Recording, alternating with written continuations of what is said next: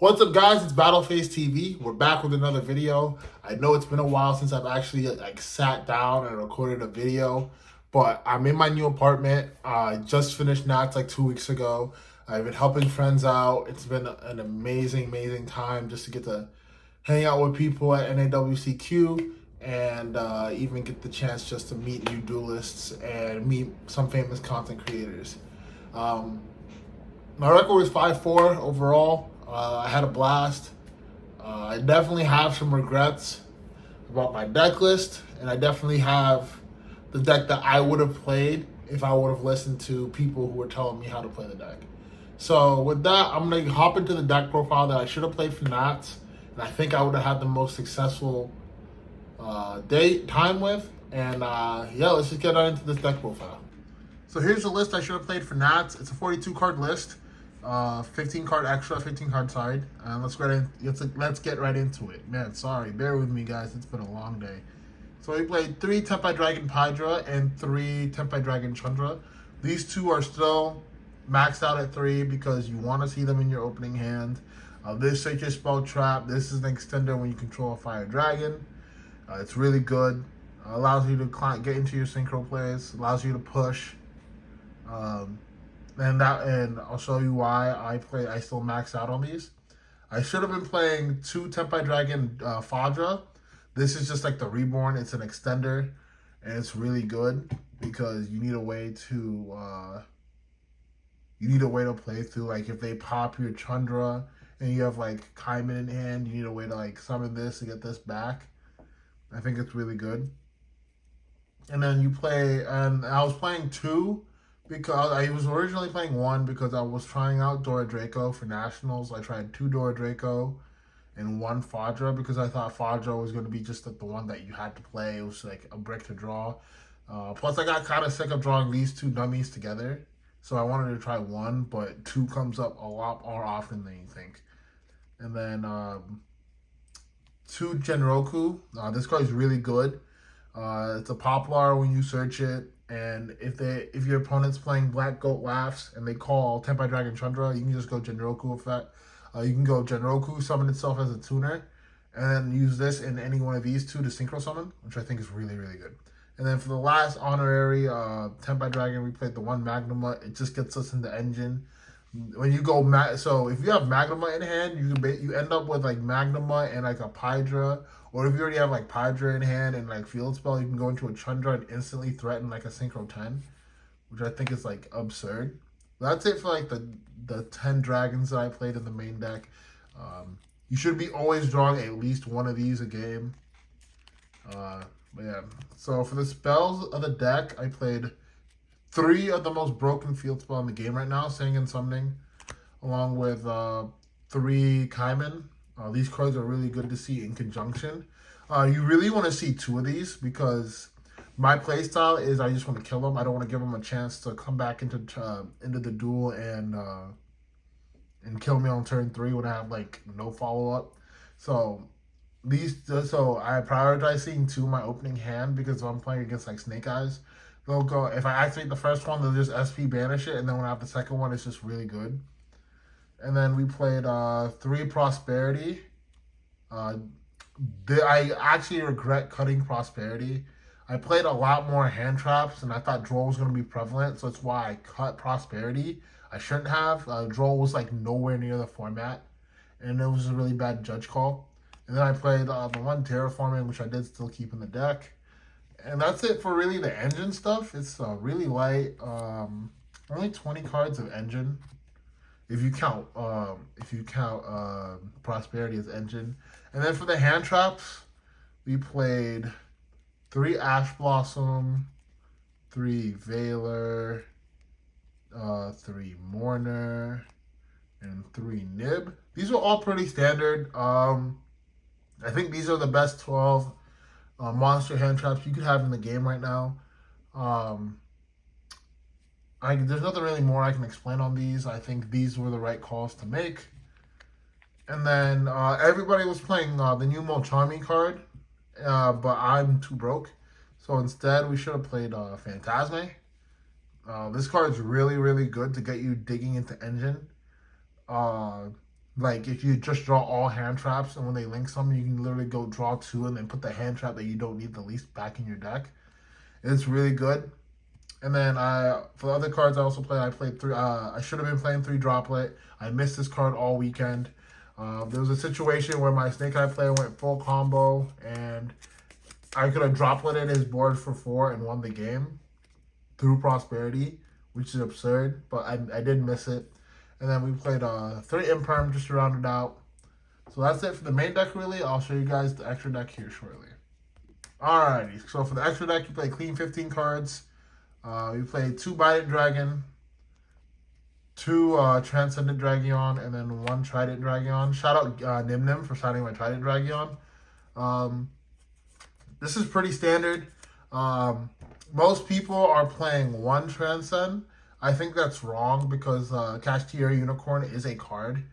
And I actually got ripped by Cashier Unicorn. He ripped both my Bidents, and I had like no way to like recur engine. So it was really bad. But then we played Trident Dragion just as the extender. In case you can't kill under Prosperity. This is like how you kill under Prosperity. It's so good. You can play this deck without Trident Dragion, but I think it's just like needed. But the reprint's coming out soon, so make sure to get those in the tins. And then for like the generic like toolbox, I like to call it this deck is like basically toolbox synchro. So you play 1 Black Rose, 1 Black Rose Moonlit. These are the 2 that I did choose to play alongside Samurai Destroyer. These are really good because they just allow you to pick like the situation. Like if you're in a situation where you need to like bounce a card or like you need to like prevent effects from being used, these are like the monsters you choose to use. So like Black Rose is just a really good board wipe. Moonlight, you can just bounce problematic cards. And then Samurai Destroyer just stops you Bell. I think these are all really good cards. You should be playing them in your deck. If you're not, play them. And then the cards I should have been playing are QE Bell and Ruddy Rose Dragon. QE Bell's how you kill under Shifter. And Ruddy Rose, if you can't kill them and say you have like Shifter in hand, what you can do is you can make Ruddy Rose, nuke the entire board, and then drop nuke the entire graveyard, and then drop Shifter. That way they can't like kill they can't do anything on that turn, and then you just kill them. But these 2 were originally Striker and SP. I disagree with that. I think you should be playing more so of a utility toolbox synchro deck. And I did miss these cards this weekend. And then for the links, we played 1 Seals. This card's so good. Like, you don't know how good this card was to me this weekend. Like, I'd make Seals and pass with like 3 hand traps in hand if they forced me to go first. And like they weren't making a board. Which was completely fine. And then for the links, we played Hida, Princess, Raging Phoenix, World C. I didn't get deburied once all weekend. So I pretty much had like 4 dead cards in my extra deck. But I did use them once in round 1 where I had a feeling he had a Grave of the Super Ancient Organism set. And so we just played around it by going to this line. So yeah, that's it for the extra deck. Solid 15. This list should never change for me when I play this deck. So let's get into the side deck. Alright, so for the side deck, you play 1 Drago. This is just for you, Bell. Or like any light or dark decks. So like if you're playing against Branded, this is a good card to play against them. This is mainly for you, Bell. When it comes to like game 3 and you go first, you just set up this and like you literally pass your turn. It's really, really good. And then you play 3 Shifter. It just beats Snake Eye. That's literally all it was for. Just Snake Eye. And then I should have been playing 2 Lightning Storm and a Duster. But instead I was playing a Geometrio. That was a really, really big mistake. I shouldn't have been playing gimmicks. It was Nationals. But it was my first time, so I wanted to have fun. And then 3 Cosmic Cyclone. These are just really good in the format right now. Like blowout cards. In the EU WCQ, the winner was just playing straight board breakers and like sided in hand traps. And like it was absolutely absurd. And then for those 3 cards that I did play, 3 Crossout and a D Barrier. This was skill drain, because I was more worried about skill drain coming into the format. But with like ways to out skill drain in your main deck, in your slide deck, in terms of Cosmic and like these 6 just out skill drain on their own. So just having it for the D barrier is really good. And then the last card I should have been playing was Rivalry, in case they made me go first.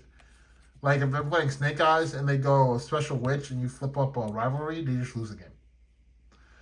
So yeah. So that's it for this deck profile, guys. Make sure to like, comment, subscribe. And I just want to say one more thing before I leave. So with everything that's going on right now, with cards being super expensive and all that, I want to start a new challenge where I pick a deck and I just play that one deck the entire year. Like obviously I'll take breaks and play like different decks during locals and stuff, but I want to play one deck all year. And I decided the deck that I want to take with me to every single competitive event is going to be Chimera Fiendsmith. And I know what you're saying, oh, you're sick of the Fiendsmith cards, but there's a logical reason to why I want to play this deck. It's because Chimera was the deck that I know the best. I know it like the back of my hand. And like the Fiendsmith cards do give it a bit of extra oomph to it, but it's not like changing like what the deck primarily does. Like you're not gonna be making like Moon into Requiem. Like no. You're not gonna be doing none of that.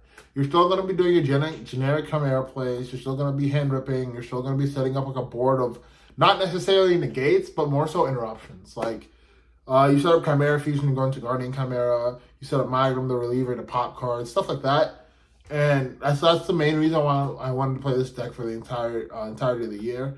I am still working on getting some of the cards I need. Currently, right now, I need an Engraver, 2 Nightmare Apprentice, and a Chimera, like the level 6. But other than that, I have the entire deck, and I'm really, really excited to start playing it. So I'll see you guys in the new series, Road to Nationals. And yeah, make sure to like, comment, subscribe, and I'll see you guys in the next one.